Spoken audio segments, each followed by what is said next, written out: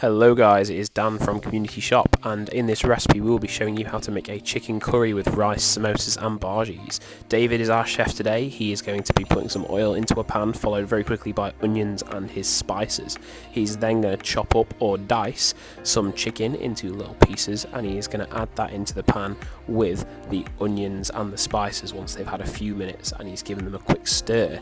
There we are, chicken straight into the pan just like that. He's now going to mix the chicken around in the pan, stirring it until it's coated in the spices and the onion flavour, and he's going to sear this chicken or seal this chicken until the outside is all white.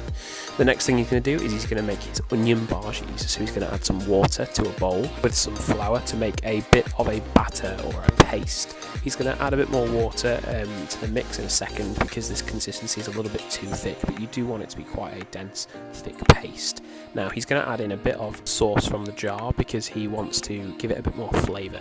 He's also got a tikka paste on the side, which he's going to add a little bit of into this batter because he wants it to be really flavourful, and this is what's going to give the onion bhaji such a great taste. And he's going to whisk that in until it's nice and mixed really well.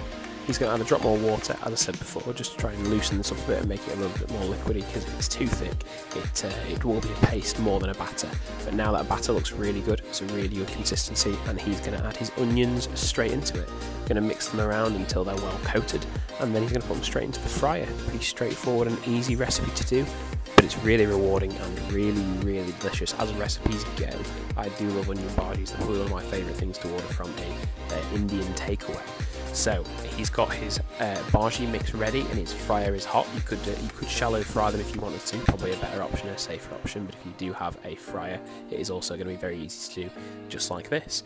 He's going to use a spoon to just scoop them into little scoop-sized bhajis, and he's going to put them straight into the fryer just like this, and he's going to leave them for quite a while so that they're really nice and brown on the other side. He's not going to want the heat to be too high because he doesn't want them to burn initially, but he'd like them to kind of cook for a short amount of time, especially because when onions begin to cook, they start to sweeten. That's one of the flavours you really want from your onion bhajis. So yeah, that is onion bhajis on the go. He's going to give his chicken a good mix, a good stir, so that those different bits of chicken are going to see the bottom of the pan, and they're going to seal nicely. The next job we're going to do is we're going to tick off that box that is samosas. So David's got some sweet corn, he's got some peppers, he's got some tomatoes that he's chopped up and put into a little bit of a bowl, and he's now added some of his curry spices and curry mix into there, so they've got a bit more flavour to them. He's now got his pastry, which he's going to line out into a square, cut straight down the middle, really easily like that, and then he's going to lay the two layers on top of each other because he wants to have a couple of layers to his pastry so that it doesn't break too much. So now he's going to break an egg into a bowl, give it a bit of water, and just mix that. So it's a bit of an egg mix that you can use to seal your little samosa style package. So he's going to egg wash the bottom end of this pastry pile, and then he's going to grab a very generous portion of the samosa mix and put it on top of this pastry pile. He's then going to grab the corner and bring it across so it forms a little triangle, a right angle to triangle actually. He's going to grab a couple of layers. I think he grabs 2 or 3 here, just so that he makes sure he's got a couple of layers so that the parcel doesn't burst, it doesn't break. It's got a nice thickness to it, so it's not going to be terrible. And then, as you see, he just folds it down over and over until he reaches the end, and you've got that obvious samosa style shape, that right angle triangle. And then he's going to use the egg wash to just taper in the end bits and tie them off or seal them off, so that when that cooks, there is no way that they are going to escape. Now we're going to turn over our onion bhajis, make sure they're all nice and browned on both sides, and give your chicken another stir until all the pieces are sealed well.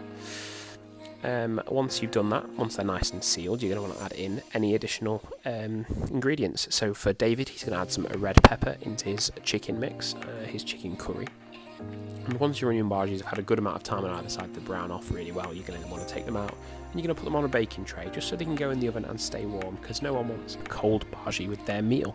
So they're going to go straight into the oven at around 160 degrees Celsius fan, or probably 180 degrees if you had not got a fan oven. And then he's going to make the remainder of his parcels so that they are all ready to go straight into the fryer. Again, just using that easy method of take the corner, a couple of layers, fold them across, and then keep bringing it down until it gets your trademark samosa style shape. And then once you've made all of them and all of your ends have been sealed off and your bhajis are in the oven ready for your samosas go straight into the fryer. Put them in for a good 5 minutes or so on either side until they're nice and browned. You don't want them to burn, so do keep an eye on them. And then return back to your curry. The only thing you're going to want to do now that's not been done before is to add your curry sauce in. Now, if you don't have a jar of sauce, you could always use tinned tomatoes and spices, but we've used a jar today. What David also did was to add some water into his jar once it had been emptied, just so that it gets any residual curry off the inside of his jar. Cleans his jar, but at the same time adds a bit more liquid into his curry, which that can then reduce down as it cooks. He gave a turn over to his samosas really nicely, easy, done. And now he's going to make a couple of additions to this dish. So he's making right now a little mint sauce dip. So he got some natural yogurt, put it into a bowl, put some salt and pepper in, and now he's adding just mint sauce, straight up mint sauce that you might have with a roast dinner or a lamb or something, and give them a good stir until it's nice and mixed. And then we're going to speed up while David just tidies his kitchen, because he does a little bit of this, a little bit of that, tidy as we go. And now we'll slow back down so that you can see him put his yogurt and mint sauce and mango chutney into this little serving dish here.